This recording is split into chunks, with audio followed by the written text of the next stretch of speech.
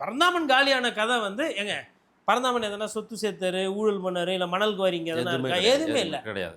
ஒரு சிட்டிங் எம்எல்ஏவை ஆமா. காரணமே இல்லாமல் எது காலி பண்ணல. இல்லை பரந்தாமன் வந்து ஒரு பதிவு போட்டு உதயநிதியை தப்பாக பேசிட்டாரு, இல்லை முதல்வரை வந்து ஏதோ ஒரு விஷயத்தில் ஏடா கூடமாக பேசி ஒரு ஆடியோ வந்துச்சு, வீடியோ எதனா வந்துதா? ஒன்றுமே இல்லை. கான்ட்ரவர்சியே இல்லை. கான்ட்ரவர்சியே இல்லாமல் அதிக ஓட்டில் ஒரு ஜெயிச்ச ஒரு எம்எல்ஏவை உட்கட்சி பிரச்சனைக்கு ஊற்றுட்டான். இப்போ நீங்கள் கூட்டணி கொடுத்துருந்தீங்கன்னா கூட கூட்டணிக்கு போயிடுச்சுன்னு இல்லை, எதுவுமே இல்லை. அது தாயகம் கவிக்கு அது அப்ளை ஆகும். முன்பாட்டி இருந்துட்டாப்பல கவி. பொற்கொடி ஆம்ஸ்ட்ராங் வர்சஸ் தாயகம் கவி இருந்திருந்தா கூட இன்னும் கொஞ்சம் நல்லா டஃப்பாக இருந்திருக்கும்ல சார். இந்த வாட்டி பொற்கொடி யாராக இருந்தாலும் டஃப்பாக இருக்கும். யாராக இருந்தாலும். காரணம் அதான். அம்மா சொல்கிறாங்க, ஆம்ஸ்ட்ராங் அவங்க அம்மா, என் மகனை வந்து அரசியல் கொலை பண்ணிட்டாங்க, இது கொலைக்கு யாரு காரணம்னு முதல்வருக்கு தெரியும், எதுக்கு சிபிஐக்கு போகிறேன், இங்கே போலீஸ் விசாரிக்கணும்ல, நான் சிபிஐக்கு போகிறேன், இந்த போலீஸ் மேலே நம்பிக்கையில் இந்த போலீஸ் என் மகனுக்கு பாதுகாப்பு கொடுக்கல, நான் சிபிஐ போகிறேன், உங்களுக்கு என்ன பிரச்சனை? யாரோ கொலை பண்ணாங்க, உங்களுக்கு இதில் என்ன பிரச்சனை? உங்கள் அமைச்சர்களுக்கு என்ன பிரச்சனை அப்படின்னு அவங்க எழுப்புறாங்க. என் பொண்ணு, அதாவது மருமகளை மகளாக பார்க்குற ஒரு தாய், தன்னோட கணவருக்கு வந்து நீதி கிடைக்கல, ஏதோ ஒரு விஷயம்.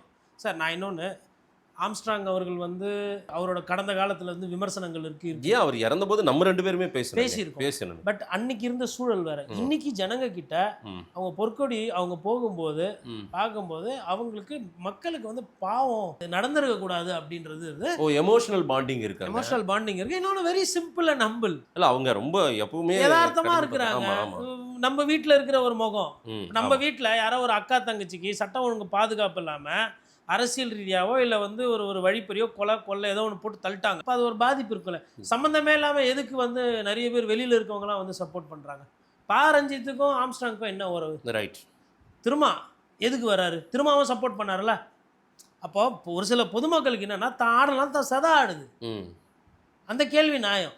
விசிகாவும் அங்கே கொஞ்சம் லைட்டாக சப்போர்ட். சார் நீங்கள் வந்து அப்போ என்னன்னா, எங்களை வந்து யார் வேணால் உதைக்கலாம், யார் வேணால் வெட்டலாம், யார் வேணால் குத்தலாம், கேட்டால் இதுக்கும் காரணம் பாரத பிரதமர் மோடிவீங்களா? அப்படியே கேட்குறேன். என் வீட்டில் இறப்பு, நீ அதை பற்றி பேசாமல் வேற ஏதோ சம்பந்தம்லாம் பேசிகிட்டு இருக்க, கிளம்புனா தெரிஞ்சிச்சுனா நீ யார் இப்படியே. அதே மாதிரி ஏடிஎம்கில் ஒரு சில பேர் இருப்பாங்க இல்லையா சார். சேகர் பாபு அவர்களோட சிறப்பு என்னன்னா, ஸ்லீப்பர் செல் ஃபுல்லாக வச்சுருப்பார். டிஎம்கே விட ஏடிஎம்கில் நிறைய பேர் ஆப்ரேட் பண்ணுவார் சேகர் பாபு. பொற்கொடியோட டீம் வந்து 3வது நாள் 4வது டீமில் யார் யார் ஸ்லீப்பர் செல் ஐடென்டிஃபை, நாளையிலேருந்து நீ பிரச்சாரத்துக்கு வரவானா, ஏன் என்ன இல்லை நாங்களே பார்த்துக்குறோம்.